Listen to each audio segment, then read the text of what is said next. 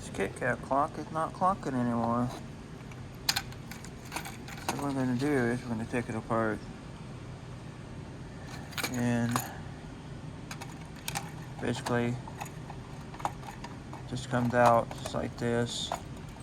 And to pull this up, batteries goes here.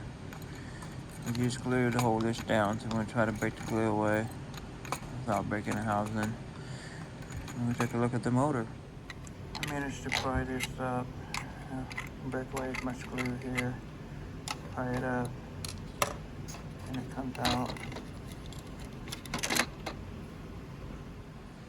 Let's look at the contacts.